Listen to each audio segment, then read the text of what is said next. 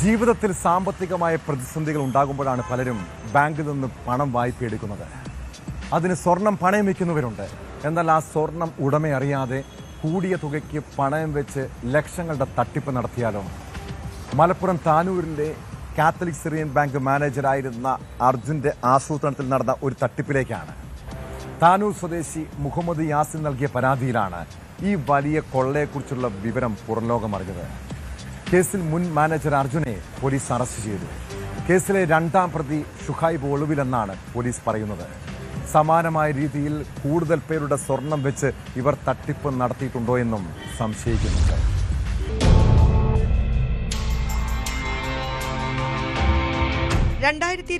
മെയ്യിൽ സഹോദരിയുടെ വിവാഹാവശ്യത്തിനായാണ് താനൂർ സ്വദേശി മുഹമ്മദ് യാസിൻ കാത്തലിക് സിറിയൻ ബാങ്കിൽ 100 പവനോളം സ്വർണം പണയം വെച്ച് വായ്പയെടുത്തത്.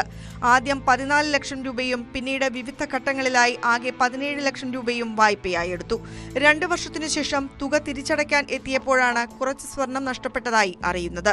എന്നാൽ സ്വർണം കാണാനില്ലെന്നും ഉടൻ തന്നെ അന്വേഷിച്ച് കണ്ടെത്തുമെന്നും മാനേജർ അർജുൻ അറിയിച്ചു. എന്നാൽ 2024 ജൂലൈയിൽ യാസിൻ അറിയാതെ ഷുഹൈബ് എന്നയാളുടെ പേരിൽ ഇതേ സ്വർണം കൂടിയ തുകയ്ക്ക് പണയം വെച്ച് വായ്പയെടുത്തതായി കണ്ടെത്തി. ബാങ്ക് മാനേജറുടെയും ജീവനക്കാരുടെയും അറിവോടെയാണ് ഈ തട്ടിപ്പ് നടന്നതെന്നാണ് വിവരം. യാസിന്റെ പരാതിയിൽ കേസെടുത്ത പോലീസ് ബാങ്ക് മാനേജർ അർജുൻ, ഇയാളുടെ സുഹൃത്ത് ഷുഹൈബ് എന്നിവരെ അറസ്റ്റ് ചെയ്തു. ഞാൻ വെച്ചതിനെക്കാട്ടിയും ഡബിൾ ആയിട്ടുള്ള എമൗണ്ടിലാണ് അവിടെ ഗോൾഡ് കിടക്കുന്നത്.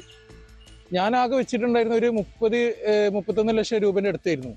അത് തിരിച്ചെടുക്കാൻ വേണ്ടി നോക്കുമ്പോഴാണ് 61 സംതിങ്ങിന്റെ അടുത്ത് ആയിട്ട് കിടക്കുന്നത് കണ്ടത്. ഞാൻ ചോദിച്ചപ്പോൾ അവർ പറഞ്ഞ് അത് എന്താ പറയാ, ചോദിച്ചപ്പോൾ എൻ്റെ അറിവും സമ്മതം ഇല്ലാതെയാണ് ഈ സംഭവം മാറി കിടക്കുന്നത്. പിന്നെ ഞാനത് ചോദ്യം ചെയ്തപ്പോൾ ഒരു കംപ്ലൈന്റ് ആയിട്ട് ഞാൻ ബാങ്കിന്റെ അടുത്ത് ഞാൻ കൊടുത്തു. അപ്പോൾ അവരുടെ ഇന്റലിജൻസ് അന്വേഷിച്ചപ്പോൾ പറഞ്ഞത് നമ്മുടെ അടുത്ത് ലീഗലി മൂവ് ചെയ്യാൻ വേണ്ടിയിട്ടാണ് പറഞ്ഞത്. താനൂർ സ്വദേശി ഷുഹൈബിന്റെയും ഭാര്യയുടെയും പേരിലാണ് സ്വർണ്ണപ്പണയം വെച്ചതെന്നാണ് പരാതി. അർജുന്റെ അറിവോടെയാണ് തട്ടിപ്പ് നടന്നതെന്ന് പോലീസിന്റെ അന്വേഷണത്തിൽ കണ്ടെത്തിയിട്ടുണ്ട്. ഇതോടെയാണ് ഇയാളെ കൂടി കേസിൽ പ്രതി ചേർത്തത്. കേസിൽ കൂടുതൽ പേരിലേക്ക് അന്വേഷണം നീങ്ങുകയാണ്. അതിനിടെ കേസ് ഒതുക്കി തീർക്കാൻ പോലീസ് ശ്രമിച്ചതായും ആക്ഷേപമുണ്ട്.